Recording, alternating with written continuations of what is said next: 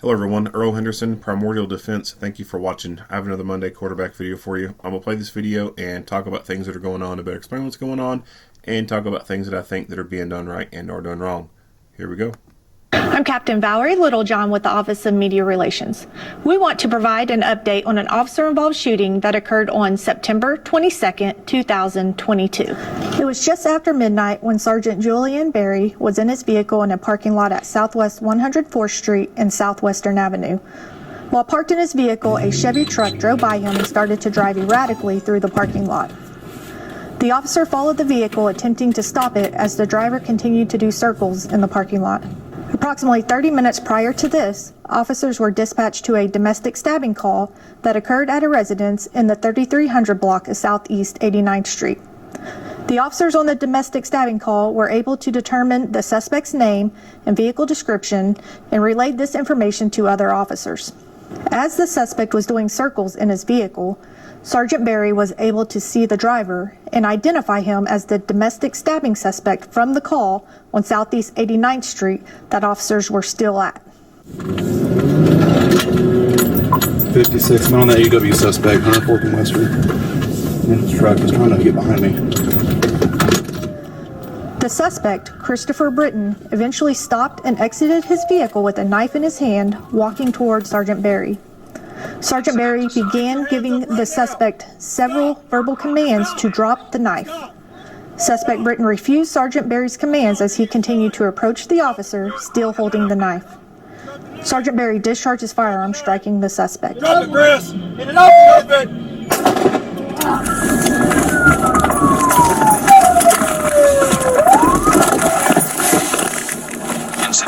Get your hands up right now! Stop! Stop! Nope! Stop! Nope!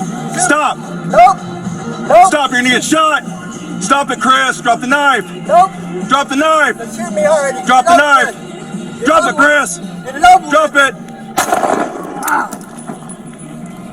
56 shots fired. Start EMSA. Suspect down. Get your hands up beside you, Chris. We're gonna get you help.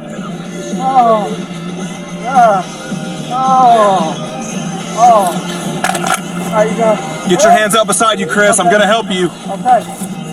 I'm gonna help you, brother. Just calm down. Okay. You lay right there. Okay. Oh, that hurt. Oh. Are you gonna come and handcuff me or what? Chris, relax, brother. We're gonna help you out, okay? Stop. Stop, Chris. Stop.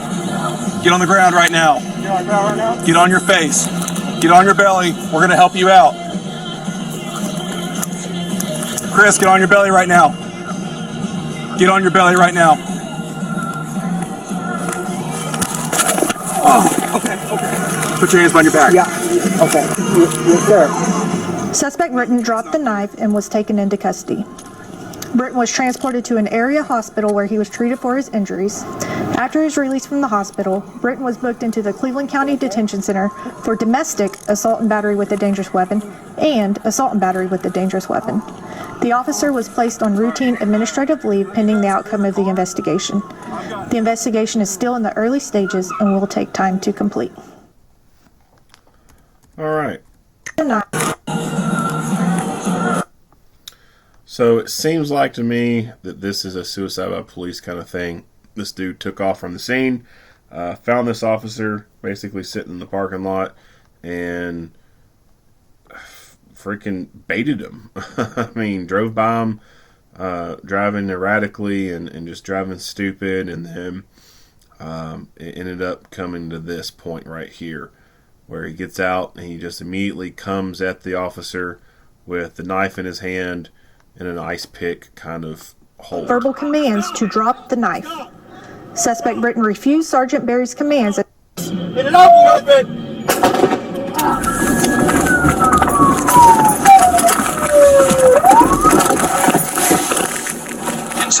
Get your hands up right now! Stop! Stop! Nope. Stop! Nope. Stop! Nope. Nope. Stop, you're gonna get shot! Stop it, Chris! Drop the knife! Nope. Drop the knife! They shoot me already. Drop the Get it knife! over. Drop it, Chris! Get it over. Drop it! 56 shots. And then he immediately, after being shot, just drops down on the ground, goes into a prone out position, and seems to surrender. It's interesting that some of these people who do who take on this, oh, I'm going to do suicide by police. They start off with the intentions, and it's like soon as a little bit of pain is given to them, they fucking fold. They're like, no, never mind. I don't want no part of this shit.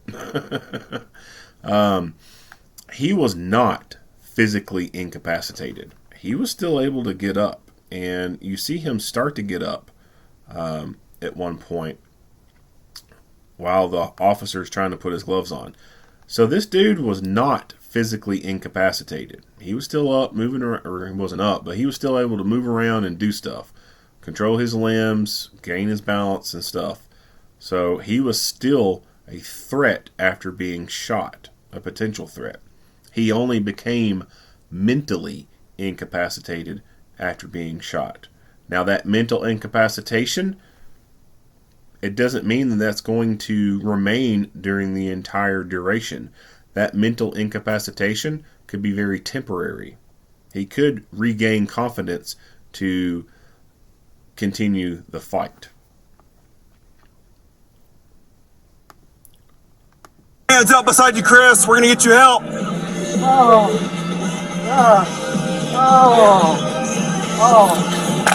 How you doing? So in this instance, I don't think that it was appropriate for him to holster up and start trying to put his gloves on when this guy is not physically incapacitated, or there's backup there to help maintain lethal cover while he puts gloves on. I think he put himself at a huge risk by trying to put these gloves on with no one else there to back him up. Get your hands up beside you, Chris. I'm going to help you. Okay. I'm going to help you, brother. Just calm down. Okay. You lay right there. Okay. Oh, that hurt.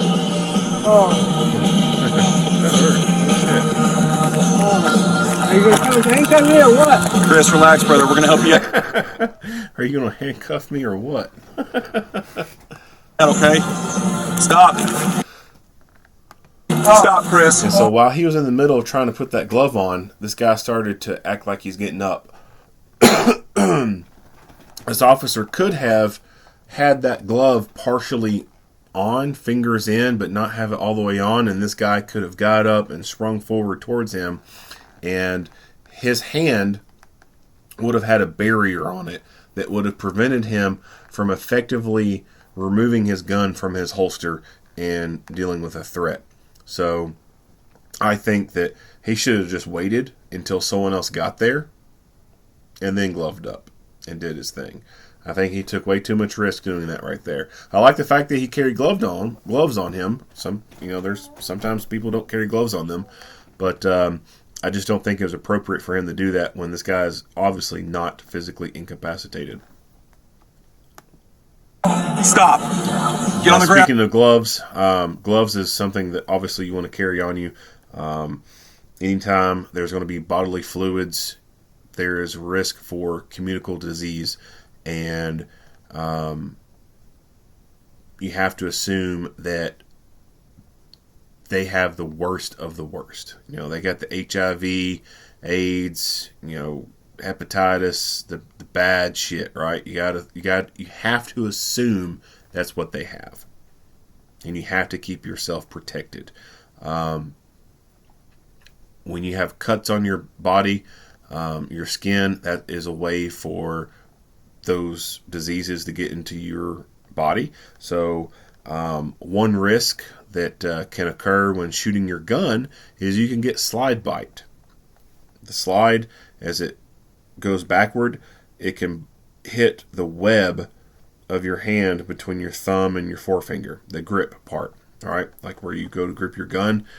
If you've shot guns, you know what I'm talking about. I get slide bite sometimes with my Glock. It happens.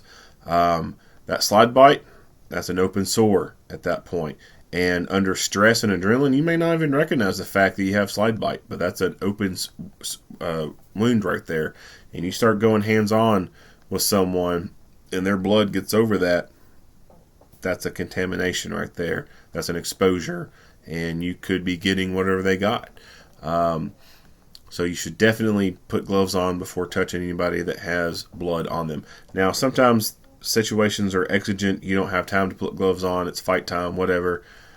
That happens. But if you can put your gloves on, put them on, because you don't want to catch a disease that some of these people have. These criminals who do this stuff, who get to this point, they obviously have not made a great decision in life. And historically speaking, criminals make a series of bad mistakes throughout their entire life. And it could be having unprotected sex with multiple people, of questionable people who are drug users. They could be drug users themselves, sharing needles, etc. That increases the likelihood that they have some type of disease. So you just don't want to be touching criminals without gloves when they have bodily fluids all over them. The gloves he's got, he seems to have a little bit of difficulty in getting these things on. So, two things. I recommend that you change your gloves out after a period of time, especially if it's not going to be in a temperature-controlled environment. Like if you got a box of gloves, that's great that you're wanting to be prepared and having multiple gloves. But I don't think that keeping that box of gloves in your car is the best thing to do. After a few months of a box of gloves sitting in a car, they kind of start sticking together, and they can become I guess you could say, kind of brittle. They could rip more easily. So if you're going to have a box of gloves, I'd recommend keeping that at home or keeping it at the station or the office, whatever. And that's where you do your resupply from, for the most part. I recommend that you keep multiple sets of gloves on you. You can get a glove pouch to go on the belt, and it can hold 2 sets of gloves. And on that, I would say, after a few months, you should even switch those out, or at least check them and make sure that they're not doing that sticking together kind of thing, kind of like how you see these gloves are.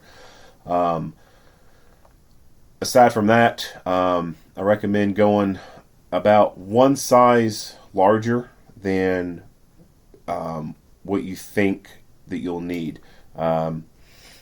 You don't want gloves that are going to be super tight on your hands, because trying to put those smaller gloves on under stress can lead to you ripping those gloves.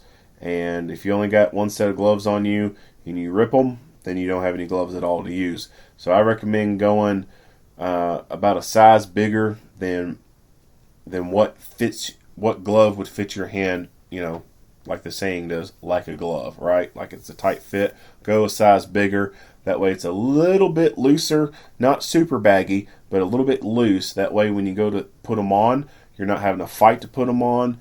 And more importantly, when you go to take them off and you got blood on them, you can more easily take them off and not have to expose yourself to blood trying to get your finger up under the cuff of the glove to get it out. Or when you're trying to pinch the glove and pull it to get it to come off, and then it slips. If you got a pair of gloves on and you try to pull them off and you got blood on them and you start pulling on that glove and it stretches and it slips out of your fingers and it smacks back to your hand, if there's blood on that portion of the glove, it's going to splatter back up, right? So a looser glove can be easier to take off, and you minimize the risk of having exposure. Right now. Get on your face. Get on your belly. We're going to help you out. Chris, get on your belly right now. Get on your belly right now. Oh, okay. Put your hands behind your back. Yeah. Okay. Yes, sir. Suspect Brittain dropped the knife and was taken into custody. All right, so not much else to say about this. If you like what you hear and see, go ahead and give me a like and a share. If you have not already, hit the subscribe button and stay tuned for more Monday quarterback videos. Earl Henderson, Primordial Defense, thank you for watching.